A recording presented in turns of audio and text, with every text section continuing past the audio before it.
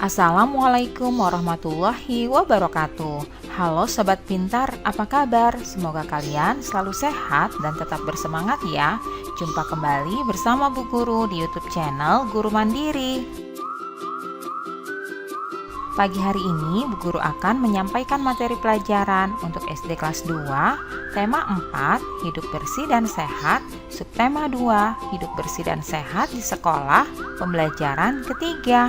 Namun sebelum kita mulai, marilah kita awali pembelajaran kita pagi ini dengan pembacaan doa terlebih dahulu.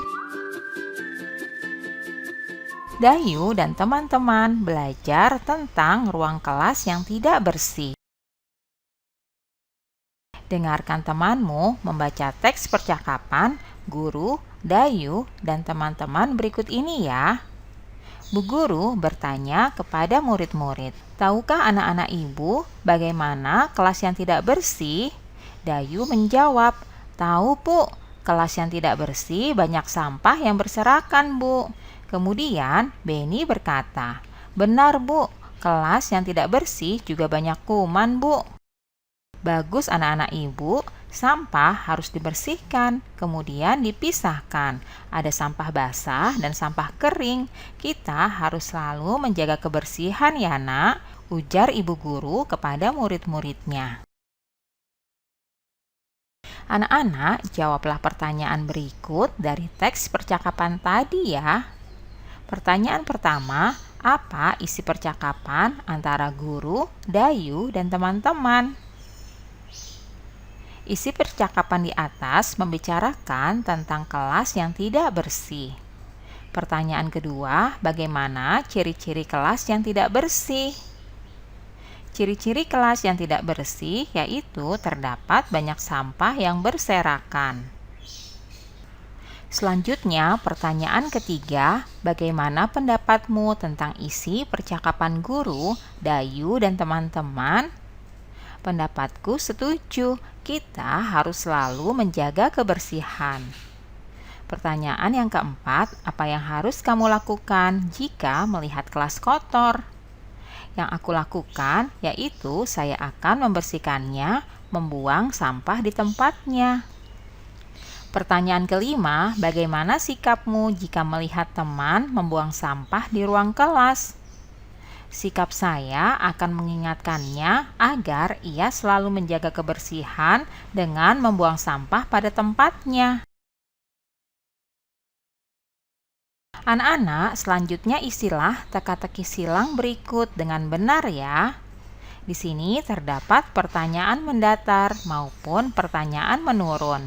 Pertanyaan mendatar yaitu yang pertama, binatang yang amat kecil yang dapat menyebabkan penyakit. Binatang apakah itu?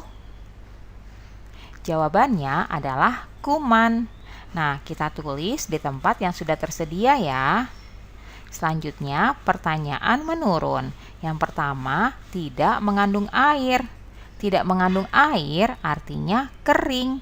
Maka kita tulis kering di kotak yang sudah tersedia. Selanjutnya yang kedua, mengandung air.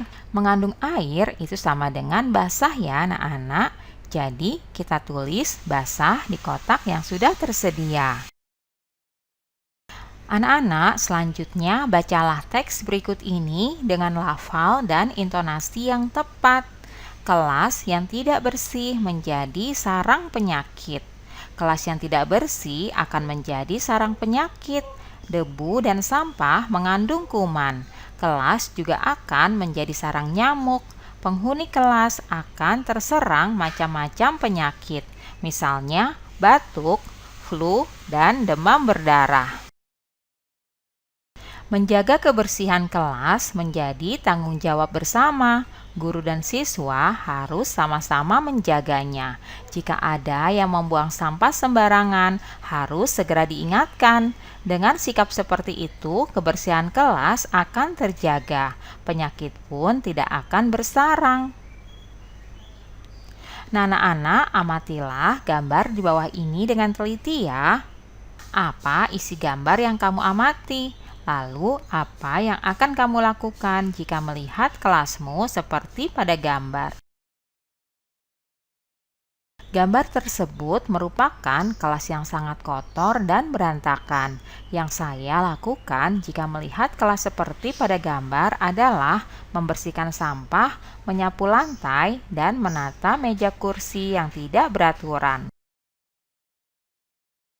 Selanjutnya, anak-anak tuliskan tentang kelas yang tidak bersih berdasarkan pengamatanmu. Tuliskan pada tempat yang tersedia ya. Kelas yang tidak bersih. Kelas yang tidak bersih adalah kelas yang banyak sampah. Sampah tidak dibuang pada tempatnya. Buku-buku pun dibiarkan berserakan begitu saja. Papan tulis tidak dihapus. Vas bunga dibiarkan terjatuh, tidak tertata dengan baik. Kursi dan meja pun tidak disusun rapi. Kelas yang tidak bersih membuat belajar menjadi tidak menyenangkan. Selain bau, juga banyak debu yang bertebangan. Kelas yang tidak bersih akan menjadi sarang nyamuk dan penyakit. Penghuni kelas akan terserang macam-macam penyakit, misalnya batuk, flu, dan demam berdarah. Kebersihan kelas perlu dijaga agar senantiasa sehat dan nyaman. Anak-anak, kelas yang tidak bersih harus dibersihkan. Kelas harus disapu agar tidak ada debu yang menempel. Gerakan menyapu dapat membentuk gerakan tari ya anak-anak. Masih ingatkah kamu gerakan menyapu lantai dalam bentuk tari? Nah, anak-anak amati kembali gambar di bawah ini dengan teliti ya. Di sini nampak ada Dayu yang sedang memeragakan gerakan menyapu lantai. Sebelumnya, kamu sudah melakukan gerakan menyapu lantai dalam bentuk tari diiringi alat musik. Sekarang, lakukan gerakan menyapu lantai dalam bentuk tari dengan hitungan ya. Misalnya saja 2 kali 8 selang-seling dengan arah yang berbeda-beda. Jika sudah bisa, iringi kembali dengan alat musik ya, misalnya saja dengan gendang, rebana, tamborin, atau tifa. Jika alat musik di atas tidak ada, gunakan benda-benda di sekitar kelasmu sebagai alat musik, misalnya saja botol plastik bekas.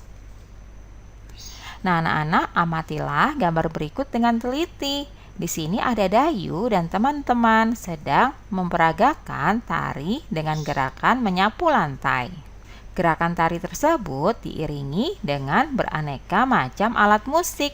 Gerakan tari tersebut diiringi dengan alat musik. Sekarang coba amati kembali gambar alat musik tifa. Permukaan dinding tifa membentuk pola bangun datar ya anak-anak. Nah, perhatikan gambar berikut ini. Pada tifa terdapat bentuk segitiga dan bentuk segi empat. Segitiga dan segi empat merupakan contoh bangun datar. Tahukah kamu contoh bangun datar yang lainnya?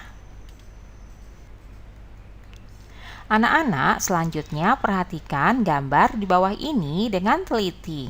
Di sini terdapat 2 buah bangun datar. Yang pertama, bangun datar segi 5 dan bangun datar segi 6. Berapa banyak sisi, sudut, dan titik sudut bangun datar di atas?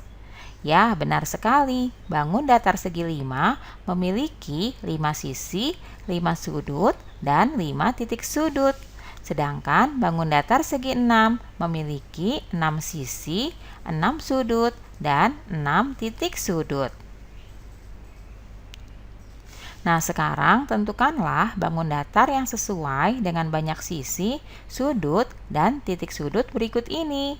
Nah, di sini ada 2 kelompok ya anak-anak. Kelompok gajah yang pertama adalah bangun datar yang memiliki banyak sisi 5, banyak sudut 5, dan banyak titik sudut 5. Selanjutnya, kelompok yang kedua, bangun datar yang memiliki banyak sisi 6, banyak sudut 6, dan banyak titik sudut 6. Kalian tentukan ya, dari bangun datar A, B, C, D, dan E, manakah yang masuk kelompok pertama dan manakah yang masuk kelompok kedua. Bangun datar D itu adalah bangun datar yang memiliki 5 sisi, 5 sudut, dan 5 titik sudut. Bangun datar A juga memiliki 5 sisi, 5 sudut, dan 5 titik sudut. Maka kita tarik garis seperti ini ya. Selanjutnya, bangun datar B itu memiliki banyak sisi 6, banyak sudut 6, dan banyak titik sudut 6. Maka kita tarik garis seperti berikut ini. Selanjutnya, bangun datar C itu juga termasuk bangun datar yang memiliki 5 sisi, 5 sudut, dan 5 titik sudut. Maka kita tarik garis seperti ini ya. Dan yang terakhir, bangun datar E memiliki 6 sisi, 6 sudut, dan 6 titik sudut. Maka kita tarik garis seperti ini. Nah, kalian sudah mengelompokkan dan menentukan bangun datar sesuai dengan banyak sisi, sudut, dan juga titik sudutnya. Sekarang, untuk meningkatkan pemahamanmu, kelompokkan bangun datar berikut ini ya. Kelompokkan sesuai dengan banyak sisi, sudut, dan titik sudutnya. Contohnya seperti berikut ini ya anak-anak. Bangun datar yang pertama itu merupakan bangun datar yang berbentuk segi 5. Maka kita tarik garis seperti ini ya. Selanjutnya, bangun datar yang kedua juga merupakan bangun datar yang berbentuk segi 5. Maka kita tarik garis seperti ini. Selanjutnya, bangun datar yang keempat merupakan bangun datar yang berbentuk segi 6. Kita tarik garis seperti ini ya anak-anak. Kemudian bangun datar kelima merupakan bangun datar segi 5. Maka kita tarik garis seperti ini. Selanjutnya, bangun datar yang ketiga merupakan bangun datar yang berbentuk segi 6. Kita tarik garis seperti ini ya anak-anak. Kalian sudah dapat mengelompokkan bangun datar sesuai dengan banyak sisi, sudut, dan titik sudutnya. Demikianlah pembelajaran kita pada pagi hari ini. Semoga bermanfaat untuk kalian semuanya ya. Sampai jumpa lagi pada video pembelajaran selanjutnya. Salam sehat dan tetap semangat. Wassalamualaikum warahmatullahi wabarakatuh.